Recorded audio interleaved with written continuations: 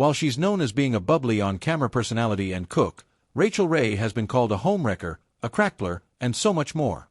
Life behind the lights and cameras has often been tragic for the TV chef. Now, after months of alarming social media moments and growing concern from fans, Rachael has made a rare return to television, one that has people asking difficult questions. Before you see her now, take a deep breath because the truth behind Rachael Ray's journey is far more tragic than anyone expected. Over the past 20 years, Rachael Ray has transformed herself from a self-taught cook doing small local TV segments in Albany, New York, into a full-blown media powerhouse. Without any formal culinary training, she built an empire that stretches across television, publishing, cookware, and home-egg goods. Even after the end of her syndicated talk show, her career didn't slow down. It simply evolved. Her rise began with the concept of 30-minute meals, which she developed while working at a gourmet food market and teaching busy customers how to cook quickly. The idea led to her first cookbook in 2000 and soon caught the attention of the Food Network. In 2001, she was offered her own show, and by 2002, 30-minute meals premiered, running successfully all the way until 2019. Its popularity opened the door to more programs like $40 a Day and Rachel's Vacation, cementing her status as a network staple. Rachel's influence grew even further in 2005 with the launch of her magazine, followed by her daytime talk show in 2006.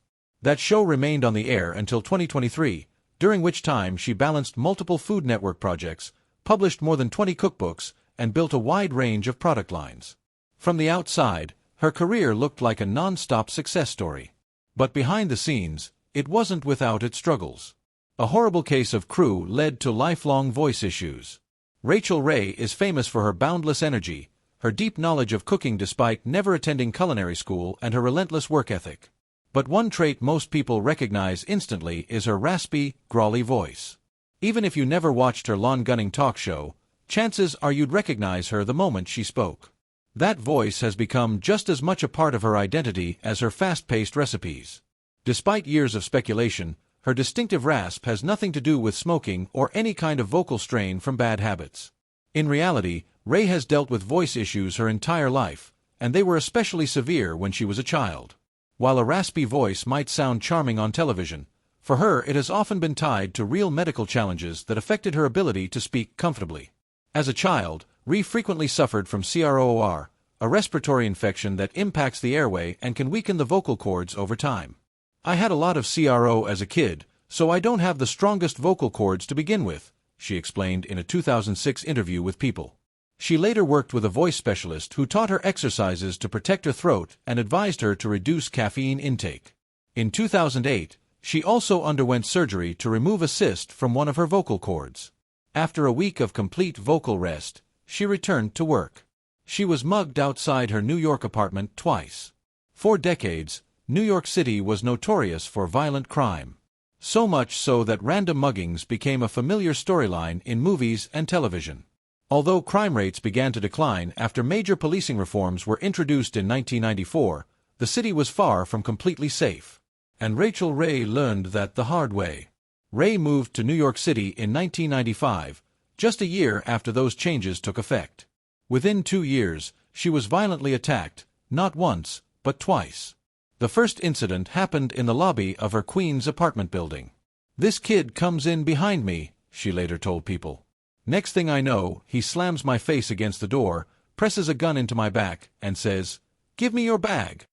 Acting on instinct, she grabbed the mace her father had given her when she moved to the city, spun around, and began screaming. The attacker fled, but the ordeal didn't end there. Just a week later, the same man returned and assaulted her again. This time, beating her in an alley. Shaken and furious, Ray decided she'd had enough. She packed up and moved to upstate New York, later saying, "I got mugged twice in 1 week. Wouldn't you want to leave?"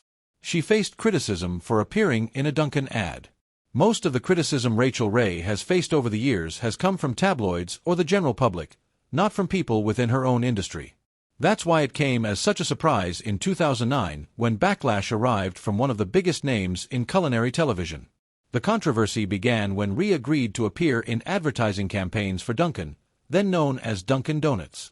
On the surface, the partnership made sense. Ray had built her entire brand around quick, accessible food, and grabbing coffee and a donut fit neatly into that image. What she didn't expect was how explosive the reaction would become. The situation escalated into a full-blown PR storm after Chef Anthony Bourdain publicly criticized her, calling her evil and accusing her of peddling crack to kids. He wasn't alone. Other critics piled on, with some even misinterpreting a scarf she wore in one ad as a symbol of extremism, further fueling the outrage. Despite the noise, Ray stood her ground. Speaking to ABC News, she explained that Dunkin' had approached her with a mission to make their food healthier and noted that the company also supported her charity, UMA. She emphasized her personal connection to the brand, saying she grew up drinking their coffee. In the end, Ray made it clear the backlash didn't shake her. "I don't regret a thing," she said. "Not for a minute." She was mistakenly blamed for being a mistress. Rachael Ray has certainly faced her share of fair criticism over the years, but she's also been on the receiving end of backlash that made little sense.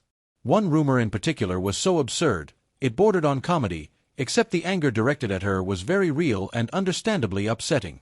The situation stemmed from the infamous Jay-Z and Beyoncé cheating rumors that exploded online.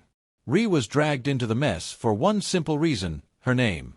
It closely resembles that of another woman who was accused of being involved in the scandal. That other woman was fashion designer Rachael Ray. Speculation around Ray began after she posted an Instagram caption referencing good hair, which many fans linked to Beyoncé's lyric, "Becky with the good hair." The Beehive quickly turned its attention on Ray, but some people confused Rachael Ray with Rachael Ray. Despite the fact that Ray is a designer with no connection to television, Ray became an accidental target of the outrage. As a result, Rachael Ray was bombarded with angry messages, including tweets declaring they would never watch her show again and accusing her of being a homewrecker. She dealt with rumors of her husband's infidelity for years. Rachael Ray married John Cusimano, a musician, actor, and lawyer, in 2005, and over the years, he's become a familiar face to fans thanks to his frequent appearances on her daytime show. However, their marriage has not been free from public scrutiny. While Ray herself has never been accused of infidelity, she has repeatedly had to contend with rumors and tabloid reports alleging that her husband was unfaithful, claims that were never proven. Despite the lack of evidence, the couple has often found themselves forced to address the speculation. In a 2007 interview with People, Ray acknowledged that she had heard the stories, including rumors involving multiple women, but firmly rejected the idea that she was being misled.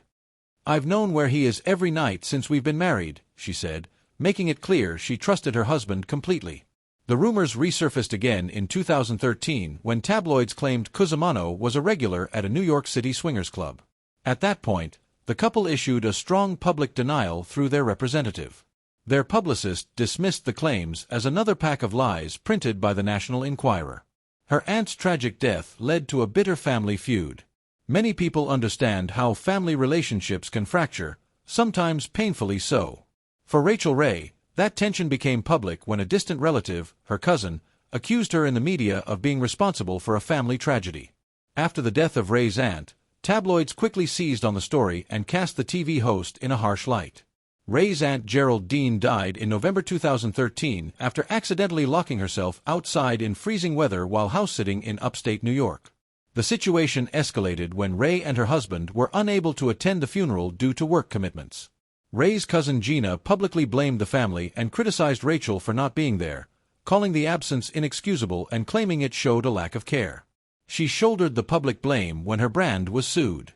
When celebrities attach their names to products, the public often holds them personally responsible for any controversy that follows.